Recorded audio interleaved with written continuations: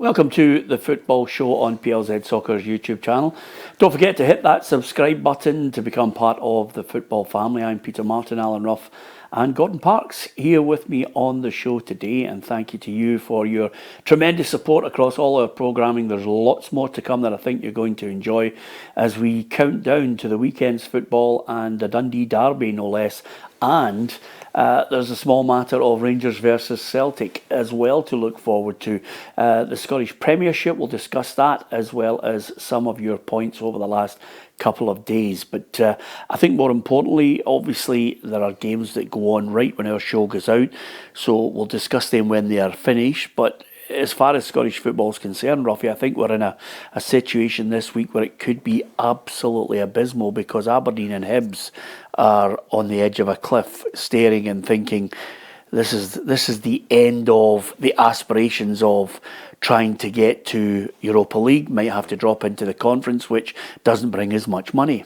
No, and the investors that have invested in these clubs will be looking for some kind of success. So obviously, you don't put money into the clubs, unless you're wanting some kind of return. So it's a big ask for the managers, for the players, for everybody, for all our teams. And more importantly is the coefficient, because if we don't keep getting these coefficient points, we're going to drop further and further behind, and clubs are going to get harder and harder to qualify. Yeah, and on the basis of what we're doing at the moment, Parsley, I look at the coefficient and it looks as if we could actually lose a team next season actually being involved in Europe. It could drop to 4 and playing a heck of a lot of qualifiers. Well, it's August, isn't it?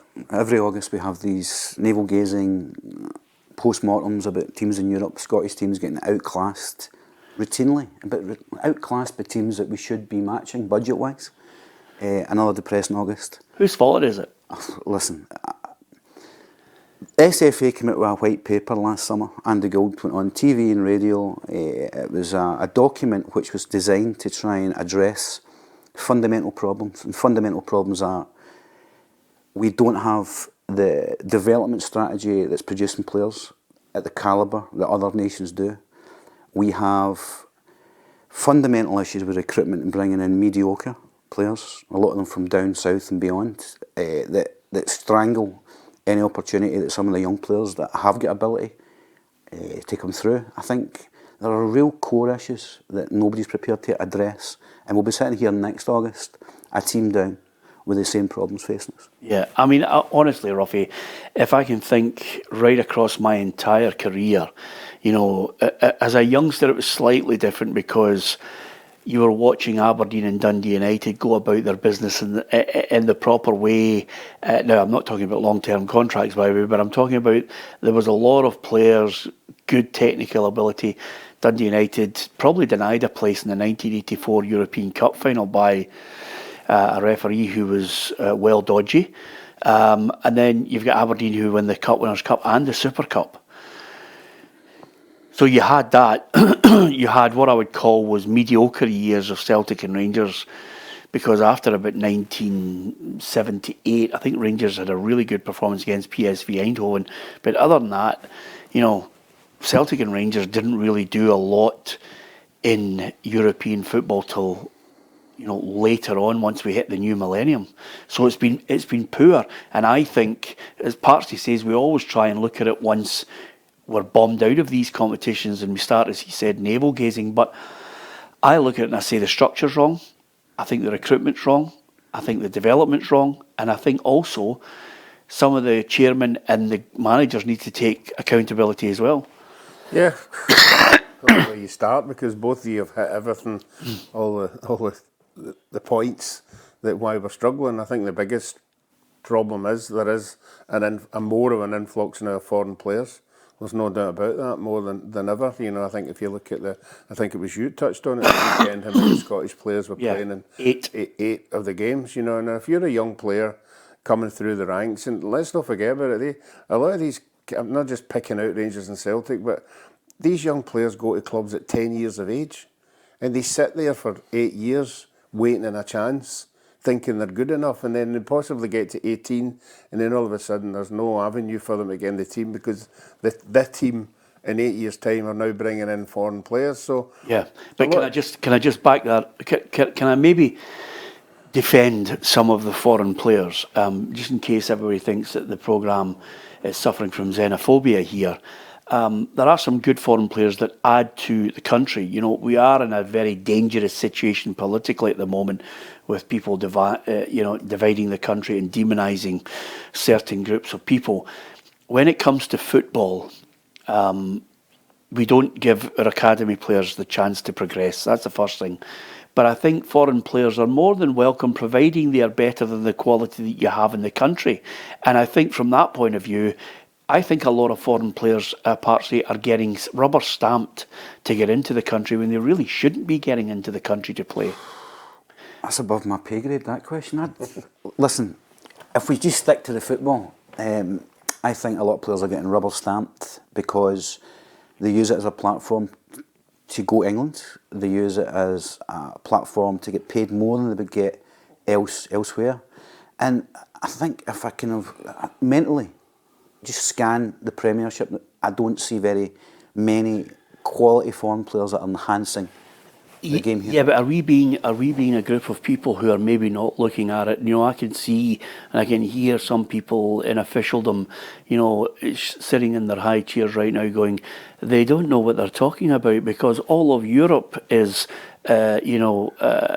taking foreign players on.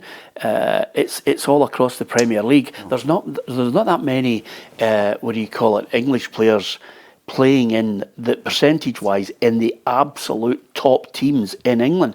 It's filled with foreign players. The difference is England has, and I can pinpoint the moment where England ploughed a lot of money into the academy football and obviously the English FA, and they've reaped the rewards of that. They've been in finals. Academy football in this country is where you trace it back to its origin. And I think the decline kicked in there because we've got too many players. We've got too many young kids in the system and not enough good young players. And as Ruffy says, some of them for 10 years of age. You might have parents I meet and say my son plays with Falkirk, Motherwell. And I say, how old is he? 11. He doesn't really play with Falkirk or Motherwell. When you play in the first team, that's you doing it. Turkey have put in legislation that you're only allowed 3 foreign players. And they're reaping the benefits for that. We talk about things all the time, but there's never any action, there's never any cohesion with the SFA, the SPL. There's no decision making. Would you like to see 3 players? I think we have to do something. I would like academy football scrapped. I would like... Where do they go? Well, see when you mention Dundee United and Aberdeen, provincial teams doing well in Europe. We never had academies. We had kids playing at school. We had kids playing boys club locally. Not get parents driving from Kirkintilloch through to Edinburgh to train with Hearts 4 nights a week. It was localised. And the best players, everyone knew who the best players were at school. They harnessed that. Then at 12, 13, 14 you progressed. Then you get more of a kind of coaching setup, which clubs can do. You don't need academies with hundreds of kids. There's too many of them.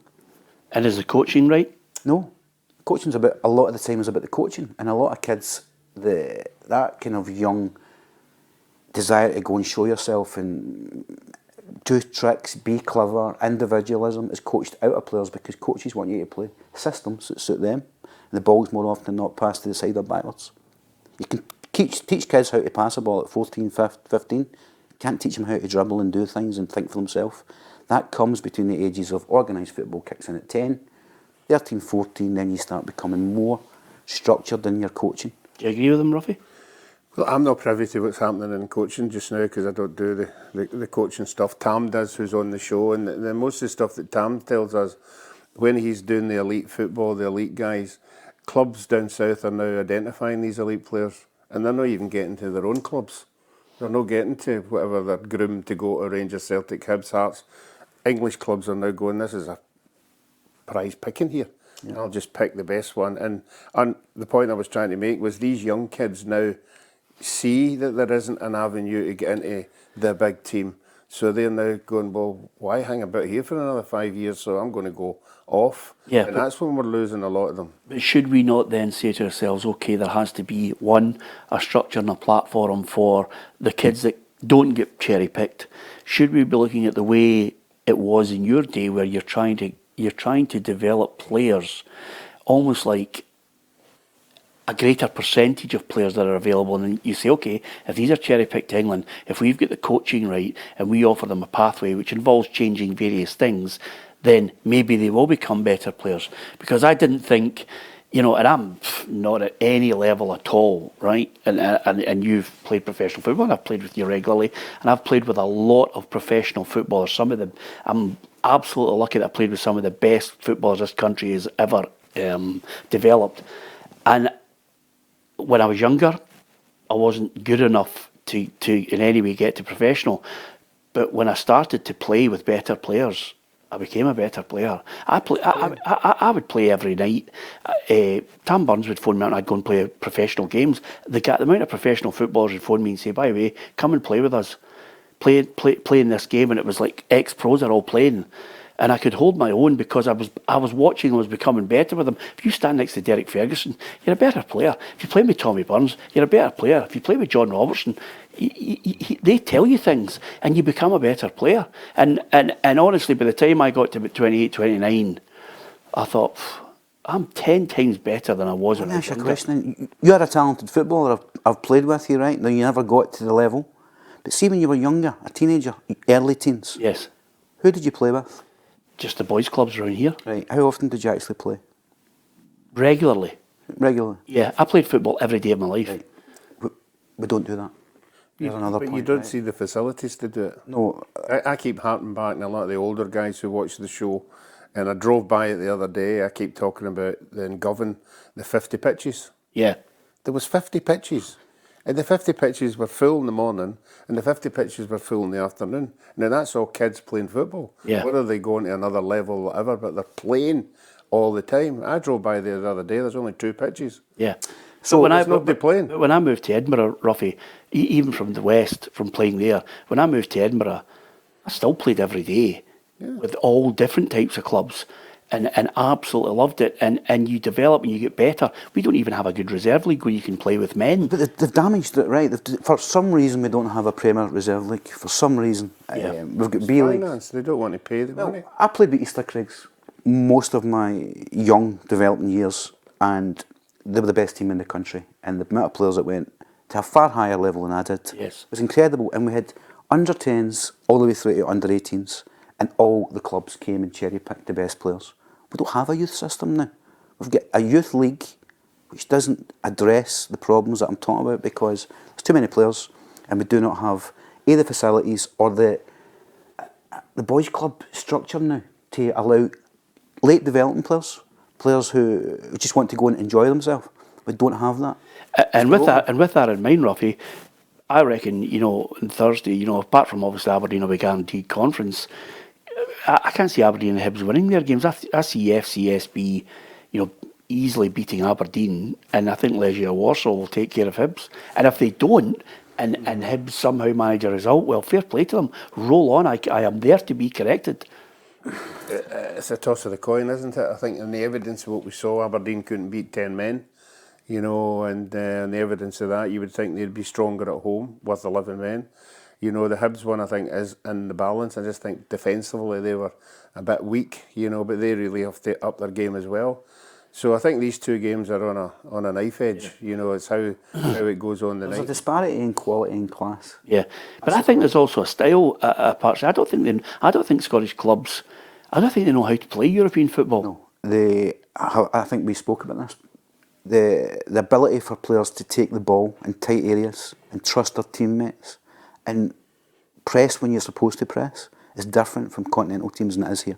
Yeah, absolutely. I mean, there was a moment, there was a moment of domination that started in 1977 for English clubs when Liverpool beat Borussia Mönchengladbach in the European Cup. And at that point, English football was really just, you know, you had Kevin Keegan playing for Liverpool. You had a whole raft of what I would call technically gifted mavericks that were playing football that you would pay anywhere to see. And then all of a sudden, our greatest player goes to Liverpool and they win in 78. In 79, Nottingham Forest come up and they win the European Cup. In 1980, Nottingham Forest go and win it again. In 1981, Liverpool win it. In 1982, Aston Villa win it. And do you know what I mean? So English football dominated because they understood the way to play it. By the time they hit 85 and they were banned for 5 years, there was a period where English football completely lost their way on how to win European competitions. And for us, you're right, technical players, technically gifted players, players who want to play the ball forward, take it in difficult positions. I can see those two going out. And on that point that you make there about actually changing the mindset to be able to play European football or even good watchable football. Now, it may have been a one-off, and I'm praying it's not, but I watched the best game of football I've seen in many a year at Tynecastle on Saturday. For 62 minutes, I watched Motherwell, and they were magnificent, because a guy I've never heard of, Jens Berthel-Askau, came in, and in a very, very short space of time, he just basically said to them, in the Netherlands, this is the way I want you to play. I want you to have these midfielders, and it's not rocket science. I want the back end to play out, but I want the midfielders to come short, and I want triangle passes out of it. I want you to be brave with passes forward, but when that person's got the ball, I want him to have options. And they absolutely dismantled Hearts. They were 3-0 up. Peter, I spoke to somebody that works at Motherwell, and he said he has teams passing the ball to death. He has an absolute obsession with tight passing, keeping the ball, trusting players. You talk about the triangles. He demands it. He demands that they go and take responsibility, and that's a breath of fresh air. And you see the results. I mean, they had a little guy, Elijah, Ruffy had a left peg on him. It was like a one, and he's coming from second tier football, But I don't want to poo-poo on it, but what happened in the last 30 minutes? Well, I'll tell you what happened. He made changes, and Hearts. It was another foreign player that actually was the catalyst for Hearts. Absolutely, it was Braga who changed the mind. I know that. By the way, can I tell you something, Ruffy? Again, it depends on where you are in life. Are you a half full or a half empty glass of water? Now, at times, my enthusiasm for the game gets chipped away at. But I've mentioned before, when Brendan Rodgers said to his players, be brave in the Allianz Arena in a knockout and go and play them. And by the way, Celtic played Bayern Munich to within an ace of taking them to extra time. They played magnificently well and deserved all the praise that was coming their way. When you look at Rangers knocking 4 past Borussia Dortmund, when have we seen that before? It was because they were brave on the ball and they played that football. This Motherwell side, you're right, Ruffy, see, for 62 minutes, I thought, I'm going to applaud everything that guy's done. For the second 30 minutes, Derek McInnes had to work out a way by bringing on a strong bench to say, I need to change this. We need to get in their faces even more, and we need to somehow try and reverse the trend. And when they got a goal, as you well know, Ruffy, when you get a goal in a game, the whole stadium lifted and Hearts roared back into it. But by the way, they were a joy to watch. And when a Hearts manager walks into a dressing room and says, a changing room, a press room, and says, by the way, they battered us. They were magnificent. That is high praise indeed. They were great to watch. Well, I think that's been the difference this year for last year. I think these teams weren't coming up with the goods. Motherwells, the St Mirrens, early on, the Aberdeen were a bad start, Hibs were, the Hearts were. I think these teams have really taken it on board this year that they are not going to go anywhere and sit in. They're going to go and make a go of it, and that's refreshing for the spectators and for the neutrals. Falkirk, I was looking at, I watched a lot last year. Yeah. Breath of fresh air. But again, it comes down to the bravery, not just the player, the manager. And I loved watching them, Parsley, but boy, I think they're going to be in trouble this year. They need players. And again, at the weekend, we are about to look towards. Does anybody see any good result coming from the two, Aberdeen and Hibs? No. I think one of them might nick it. Who? Go on. Aberdeen, I think. No. Yeah? Not in the evidence of the first leg, I have to say. No, but I think one of them's got to do it. Yeah. Is that like Okay. just law of averages? There's no logic. There's no logic. There's no football and logic in that. It's almost like I got a coin on you. if you watch the Blues Brothers, there's a moment when Jake and Elwood get a beam of light that comes down, and Ruffy gets little feelings sometimes that something not based on logic, but he gets feelings on it. But I can't listen, quite see it's it. good not to be the prophet of doom. You just can't keep hammering things. We are where we are. Well, we are, but can I tell you something? Here's where we are. Have a look at the Scotland squad that's been picked by Steve Clarke, and you say to yourself, okay, goalkeepers now, we're really in trouble. Xander Clark, Angus Gunn and Liam Kelly, the three that we had before them, were all top drawer. And I'm not saying they're not top drawer, but they're a level below what we used to have. And then you look again, and I still say Dom Hyam obviously plays for Blackburn Rovers, but of the defenders, I'm still looking and saying, where is our centre half? We ain't got one. And then in the midfield, we've got just a plethora of really good, strong players. And up front, I am looking and saying, Che Adams, Lyndon Dykes, George Hurst, we've seen, but the boy Kieron Bowie, I like. Number one, straight in. Yeah. Exceptional. And plus, international football is about playing players that are playing are confident in that moment. And is there MD more confident in Is that he the manager to do that? I would suggest not. I don't think so. I think he should start. Two World Cup qualifiers. I think we saw what he's done with his club. They're always obviously going to go away and they're going to meet up and they're going to be together for 2 or 3 days. That's when the manager will assess. They'll have wee bounce games, whatever. They'll see if he's confident enough to go into the environment. He's, as a person, not just as a player. He's a and he'll pragmatic see man, something. isn't he? They'll be shooting. There'll be this. There'll be that. And Cautious. If he sticks it, Cautious. well, he's been Loyal as cautious well. far too long before, and it's failed. I'm not going to hammer him for being loyal. I like him as a person, and I think he deserves credit because, listen, the remit is get us to a major tournament. He's done it twice, so that's one aspect of it. Listen, Parsley, it's like Ken Dalglish used to say to me. I said to him, "You scored a great goal against Belgium. It was a wonder goal." By the way, his first goal Scored 2 against his Belgium. first goal was brilliant, right? But his second goal was even better. Yeah. And I remember in the after-match interview, and they said, "Oh, Kenny, you've scored probably one of the greatest goals Scotland's ever seen." He went, "We lost." And I thought to myself, Idiot back there, yeah, that goal, he lost 3. But the point for me, which I love about Dalglish, the soonest is all the great players and all the great teams, is that the records don't show. Oh, by the way, we sneaked to 1-0, we're rubbish. The records show we sneaked to 1-0, we've qualified. Peter, Do you know what I mean? Scotland have been rotten under Steve Clarke. It's more difficult not to qualify now. Well, but the point, that's a fact. Absolutely, but the point is he got there. The other point is, and we watched it. We were in Germany, and he took criticism, and he deserved to take criticism. I thought he was cautious. Ruffy, did we have 2 shots on target in the entire tournament? He should have gone for it. Sorry, but but listen, this is the last chance saloon. This is the chance to get us to a World Cup tournament. And by the way, can I just say, can I remind something? I don't even think you were working in journalism at the time, and I was in 1998. There weren't many Craig Brown fans about because of the way he would set about his business. They slaughtered Craig Brown for the way he went about his business. But what he did have was he had a really good group of players to call on who would absolutely put their head through a brick wall for him.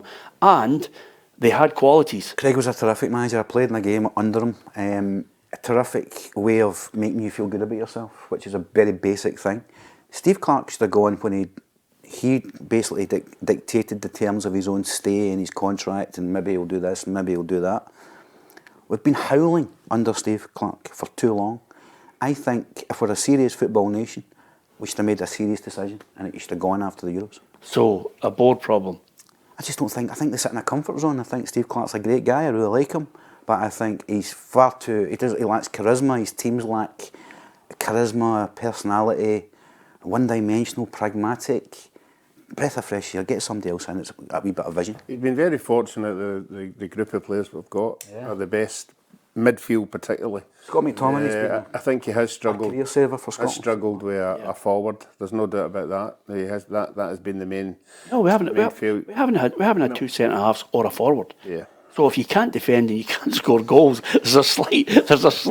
See, when you were young, right? There's a crack in there. See, when you were young, everybody wanted to play as a striker apart from you. No. Everybody wanted to play as a midfielder. Right, There's only okay. 2 numbers worth of salt in the game. How have we got There's to a a number stage in this 7 country and with a a number striker? 10? Nobody wants to be a number 1. I can't remember any of my mates going, "Oh, I want to be Alan Rough." Not a chance. Because all my mates would have said, "Listen, we know it's your ball, but you need to get back in the house because you can be Alan Rough in the house. Give us the ball. We're going out and we are going to be Jarzinho. Surely the or best we're going feeling to in be football Pele is scoring a or goal. Kendall." Why did you become a goalie? I played outfield for a wee while. you good? Okay, goes way back. No, goes way back to school days. Yeah. When you're at school as well, and the playtime bell goes, and you all come out in the park, and you're going to have a game of football on the playground, and the 2 best players get out. Right, we're picking the team, and they then start picking the best players to go in their team. Yeah. And the last guy was the wee Diddy. If you had the last laugh. You get thrown and go. By the way, the Diddy ended up with 53 caps, 3 World Cups, and a second autobiography that would be far better than the first one, Parsley, Yes. if only he told the truth. And I'm going to write it. Yeah, Parsley, I'm telling you right now, it would sell You could a take million. it, And a movie. It would be phenomenal. Right. The movie rights. You'd be alone. like, you'd have to accept all the lawyers' letters. Yeah. By the way, just out of curiosity, I've got experience in that department. Parsley, who would play you in the movie, Ruffy? And don't say Brad Pitt. No Sylvester Stallone anyway.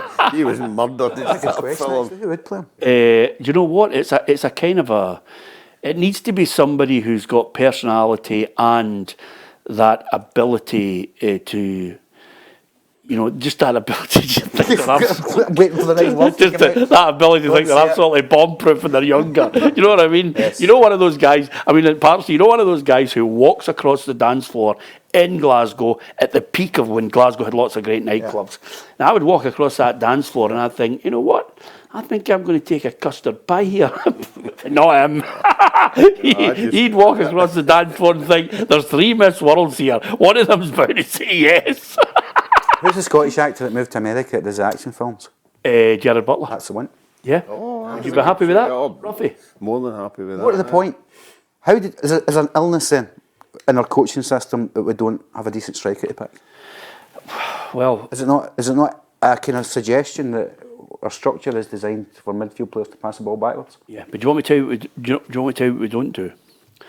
Because the world moves on and it evolves, we don't have enough priority placed, I think personally, on let's utilise ways to win games and try and embrace the way the modern game's gone. Let's place so much emphasis on things like a technical and specialist coach for free kicks, for corners, for set pieces. That's one element of it. The second part is, how do you become a better striker or a better defender or a better midfielder? We should be taking the people who are actually the ones who are at the top of our game and saying to them, we want to employ you as a specialist. We don't care how many days we get you.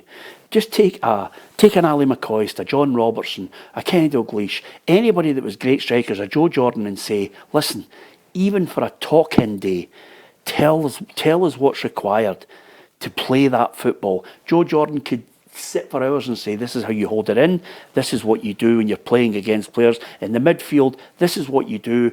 This is how you play high-intensity games. This is the technical ability that you need to work on. And in defence, the same thing. And if we haven't got somebody of that stature, go away and get them from other countries and get them to teach When was us. the last time you were at Hampden? Have you seen the coaches that are cutting about? They're students, they've got clipboards, they do great presentations. Yeah. We need to utilise these quality players. Kevin Keegan set up a coaching school in Glasgow and it bombed. But I know he approached the SFA to try to roll it out. Yeah. We just don't, we've not got enough innovative thinking. Yep. Just on that basis, do you think we're going to qualify? I've got no expectation with Scotland. Realistically, we've got to finish above Denmark. I don't think so. Finish above Denmark, you've qualified. Listen, it's, It's all about winning a group, but we never ever look like that. We always have a If I great said to you start. 1975, roughly 76, by the way, you've got to finish above Belarus and Denmark to qualify for the World Cup. Would you have taken it? Oh, way back then, yeah. I remember That's all we've got to do. And Denmark are no great shakes. they might be better than us. I know, that's the problem. Do you know what I mean? And now we're sitting here wondering whether he's going to pick Kieron Bowie or not. Coin again, we'll toss for it, right? Yeah. We're going to go through. You're going to go through, Ruffy. You get a wee vision from the Blues Brothers. I think we've got as good a chance as we've ever had, because obviously it's a lot easier to qualify now. Are we qualifying? Yeah, I hope so, yeah. Yeah, okay, I'm saying I don't think so. You don't think so? No, I don't think so It's either. been a bundle of laughs. It really has been. By the way, I don't know why I invited you. You put me on a downer. But Revelations. yeah, Yes. Pessimism. Yeah, over and above that, at the weekend, because obviously we've only got you at the moment, and we take into consideration, everybody understands that there are some European games that are played as the programme's going out on our podcast and on our YouTube channel. But at the weekend, there's Dundee Derby, which I think is going to be really interesting because Stephen Presley's got them well organised. He still needs players. And I like what Jim Goodwin's doing at Dundee United, Parsley. The way he's asking them to play and some of the players he's got. So with that in mind and no European football for them, how do you see it going? I think Jim's done great. I think, again, his recruitment has been good. It kills me that there's not enough Scottish players in his team, but that's just the fact. So not bad foreign players then? Decent. I watched Stephen Presley's team in the League Cup and I feared the absolute worst. So they've staggered me. They've actually managed to look like a proper team. Well, come on, you know better than anybody. Stephen Presley needs time and he needs I players. get it, but even the players that I saw, I thought they've got a long way to go. And he's had 4 years at Brentford. He's definitely got something. Well, listen, I'm a Stephen Presley fan. The problem is Dundee fans aren't. Dundee United just a better team, a better manager, and a wee bit extra quality. I think Simon Murray coming back gives Dundee a wee chance up front, you know, and he was playing with two strikers at the weekend. I still think Dundee United have just got a wee head start on them with the players that they've brought in. You know, this was a year that Hibs and Hearts really looked, before a ball was kicked, as if the capital was resurgent. We're going to get something from them. Yeah. They've got a responsibility to do something. Dundee and Dundee United as well. Yeah. It's far too long it's been poor. Absolutely. Okay, I'm going to ask you before you go, because obviously there's a game coming up at the weekend, Rangers versus Celtic. It's huge domestically, regardless of what goes on in Europe. Domestically, this one is massive. Not so much for the Celtic manager, may I add, but definitely for Russell Martin. 6 points behind and staring at the edge of a cliff for me. I didn't think any of it was possible for a manager to come in and make Rangers worse, but he's done it. He's managed to actually make them a poorer side from last season, which is staggering. There's a real toxic, poisonous kind of atmosphere around not just the club, the fans have had enough. Is it going to be enough to topple them? I think Rangers fans, if they get the choice, if a defeat would topple them, they would probably take it, which is an incredible statement to make, but I think it's true. I think Celtic will beat them by a couple. I don't think it's. I think it's toxic on the basis that the fans are certainly scunnered and at the end of it, their tether, Ruffy. The board is such that it's now slowly but surely managed to get rid of what I call fans on board. I think it's a business board, so they're not what I would suggest is toxic. The problem for Russell Martin is he's had to try and get so many players, failures, losers out of that side, and people like Egaman. He needs to get that type of player as far away from that Rangers squad as possible. And it's been difficult. And when you come in starting from a negative, which is we don't like you and we don't think you're good enough to be a Rangers manager, that's a hard job, isn't it? Mm-hmm. Yeah, but he keeps on saying, look, I speak to the board every day. The board are saying, look, keep your head down, blah, blah, blah. We're sticking by you. You've got to believe that they are saying that to him. We know you've got to get rid of a lot of players, but results at the end of the day, will determine that. But I just feel, as Parksy said there, the supporters are now at a moment in time where if Celtic score first at the weekend, it's going to be toxic. They're just going to turn completely, and I don't think there's enough of these new Rangers players have been in this environment to deal with a situation of that whole thing turning against them. If you've been in dressing rooms where there's a surplus and that then turns poisonous, because I think Philippe Clement suffered from it. I think there was elements within the dressing room which were working against him. I think these people are still there. There seems to be a kind of unspoken, kind of toxic kind of attitude, and I think you get that when the squad's bloated. You've got guys just going through the motions. Yeah. I mean, can you sack a manager after 11 games? I'm not for that, no. Neither am I. You've got to let him have the season, or at least till January. I like Russell Martin. I just think he does need time, but I have to say that it's difficult to make the team poorer, and his recruitment has done that.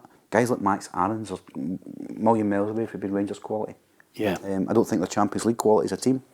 Europa League, that's a push. Yeah, but you don't know what quality they are in the Europa League. The other thing about it as well is when you're starting to look at 17-year-olds who are wonder kids, apparently, from Tottenham, to save your day, the game's a bogey. I'll make a bet with you right now. I don't think he'll play 10 games for Rangers this season. Mikey Moore. And he's getting a few bob. I know that. Yeah, and overall, going into that game, I mean, I can only see one winner at the moment because of the way Rangers are playing. I can see Celtic winning it, Ruffy. And I do think he's the type of manager that should be given time. But I think the clamour is that they'll be calling for his head on Monday morning. I think last year in particular, I think we all sat here and said that Celtic are the better side. And for some reason, on the day, Rangers players upped their game and did it because the players there knew what it was about, knew what was. I don't think this present Rangers players, not them all, but I don't think they have the same idea of what's happening here. You know, so they really need to score first.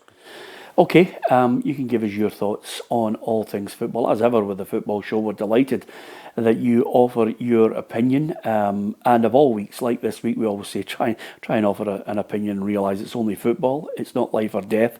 But we'll count down to the Old Firm game, the Dundee derby, all the other matches across this weekend, and we'll be reflecting on the European campaign for our teams, whether it's just carnage or there is indeed shooting lights of optimism that Ruffy has suggested somewhere in this show that prompted Parks to look at him as if he'd just been beamed down from another planet. Anyway, apart from that, don't forget, if you hit the subscribe button on our YouTube channel, you can join the football family. If you get a chance and you want additional content, and we're giving away lots of prizes to people who subscribe, and we've got competitions of plenty coming up and great programming on the way, why not hit the subscribe to our PLZ Premium as well, and you'll get all that content and some of those great gifts to savour. This week we'll be handing out the Scott McTominay Napoli replica jersey as a prize and announcing the winner on that one as well. But great to chat with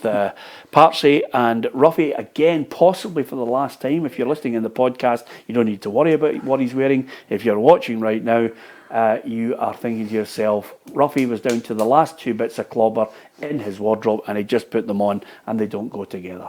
On that note, from Ruffy, from Partsy, from myself, Peter Martin, thank you for listening and watching.